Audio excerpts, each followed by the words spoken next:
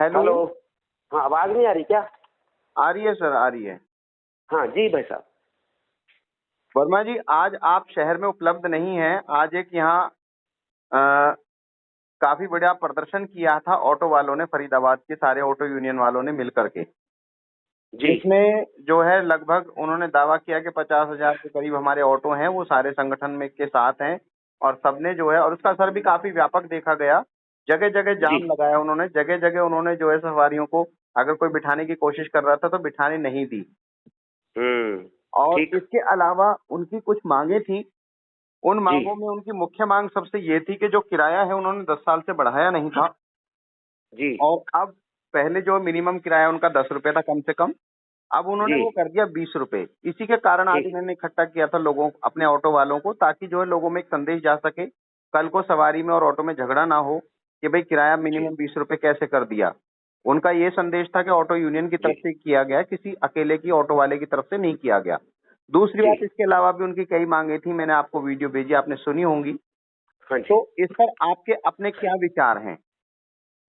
देखो, मैं आपके मीडिया वॉइस के माध्यम से मुझे अपने शहर की जो भी दिक्कतें होती हैं वो पता लगती रहती हैं। उसी प्रकरण में आज मैंने देखा, हमारे ऑटो चालक भाइयों ने जो हड़ताल की, उनकी मांगे बड़ी जायज़ हैं और ये काफ़ी समय से अपनी मांगों को जनता के बीच में और सरकार के बीच में रखना चाह रहे थे। जिसके जी उन्होंने बताया कि एक मंत्री, परिवहन मंत्री के घर गए थे बताने जी के लिए, जिसने उनको अनदेखा कर दिया। तो मेरा आपके इस मीडिया वॉइस के माध्यम से केवल इतना ही कहना है कि आज महंगाई का दौर है। सीएनजी और पेट्रोल डीजल तेजी से दाम बढ़ते चले जा रहे हैं।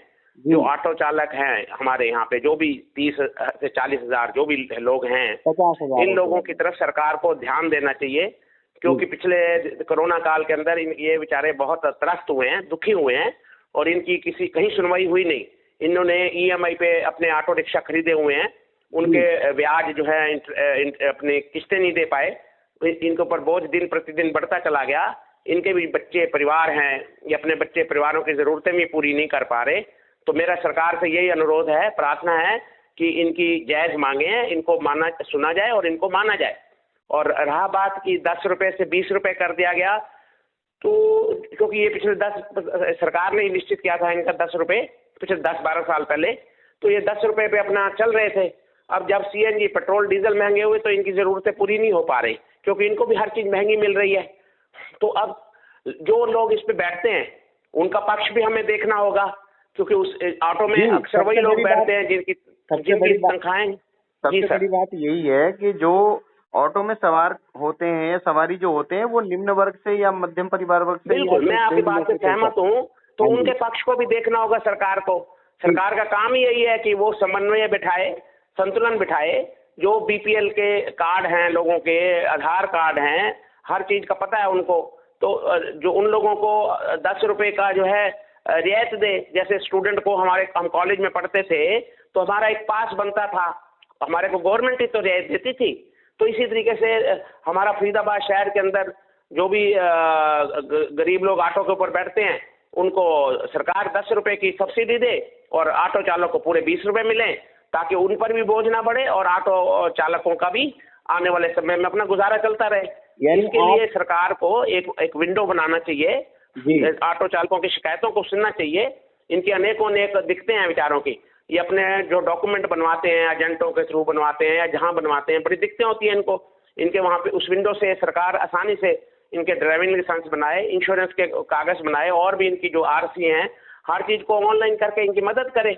और फिर साथ में जब ये ऑटो वाले चलते हैं सड़कों पर, आपने इनसे कहा अनुशासन में चलना चाहिए, स्पीड ज्यादा नहीं करनी चाहिए, इनको भी ध्यान देना होगा। और लेकिन पुलिस इतना ज्यादा इनके ऊपर पेनल्टी लग जाता है कि वो जितनी दिन में इनकी उतनी रोजी रोटी कमा भी नहीं पाते। तो इनके ऊपर थोड़ा सा नरम हाथ सरकार को रखना चाहिए। और इनकी अनेकों अनेक दिक्कतें हैं, तो सरकार का काम यही होता है, शासन प्रशासन का, कि जनता के हितों का भी ध्यान रखे। और जो हमारी संस्थाएं हैं, जैसे अब ऑटो यूनियन वालों ने ये हड़ताल की, तो मैं इसका पुरजोर समर्थन करता हूँ। इनकी बड़ी जायज मांगे हैं, उचित मांगे हैं, सरकार को माननी चाहिए, ना कि इनको अनदेखा किया जाए। लेकिन इसमें अभी आपने एक बात कही कि भाई सरकार को जो है वो 10 रुपए वहन करने चाहिए। तो जी गरीबी रेखा से नीचे जो अब तक था वो 1,20,000 रुपए की जिसकी सालाना इनकम थी वो गरीबी रेखा के नीचे था। लेकिन अभी कल जो है खट्टर सरकार ने वो बढ़ा करके 1,80,000 कर दिया है गरीबी रेखा की तय सीमा जो है।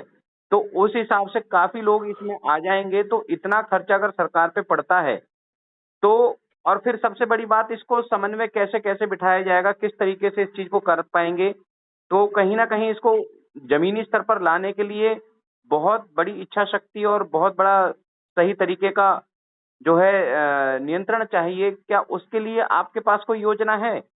बिल्कुल है। आज 850 करोड़ की हमारी आबादी पूरी दुनिया की इंटरनेट के माध्यम से आपस में जुड़ी हुई है। जी। इसी प्रकरण में हमारे 30 से 40 या 50,000 ऑटो रिक्शा हैं। इनके बकायदा जो है सरकार इनको अपने रजिस्ट्रेशन में ले, इनको पूरी नजर में वो अपना अनुशासन उसमें लिखे, लिस्ट में ले, और इनकी जो ब्याज हैं उनमें माफी करने में उनकी मदद करे, उनके लाइसेंस बनने हैं या परमिट देने हैं उनमें इनकी मदद करे, इनकी जो रेट को नीचे 10 रुपए करना है, 20 रुपए करना है या 15 रुपए करना है, वो सरकार इनके साथ बैठ के तालमेल बिठा के करे, ताकि लोगों में और इनमें अविश्वास ना हो, क्योंकि ये सच्चे और अच्छे लोग हैं, मेहनती लोग हैं, अपना पसीना बहाते हैं सड़कों के ऊपर और हमारे पूरे शहर को चलाते हैं। आज ये जो हड़ताल हुई ये दुखद है, इसमें मैं ऑटो चालकों की बिल्कुल गलती नहीं मानता हूँ, इसमें शासन प्रशासन की गलती मानता हूँ, जिन्होंने इनको अनदेखा किया। सरकारों ने इनकी बिल्कुल कभी भी इनके ऊपर रहम नहीं किया। अभी पीछे कोरोना हुआ, आर्थिक तंगी के दौर से गुजरे हुए टूटे हुए लोग हैं, इनको पूरा सहारा मिलना चाहिए, इनको पूरा साथ मिलना चाहिए। और इसके लिए बिल्कुल आसान सा तरीका है, एक विंडो बनाई जाए और उसके अंदर जो है ऑटो का जो है 30-40 हजार ऑटो हमारे हैं जो वो भी लिस्ट में आए, और जो बीपीएल कार्ड के हमारे नागरिक हैं जो ऑटो में चलते हैं आते जाते हैं उनको बकायदा एक पास बना के दिया जाए, ताकि उस पास से बैठने पर इनको तो 20 रुपीज मिल जाए, 20 रुपए मिल जाए ऑटो चालक को, और 10 रुपए वो दे दे, 10 रुपए सरकार को वहन करने होंगे।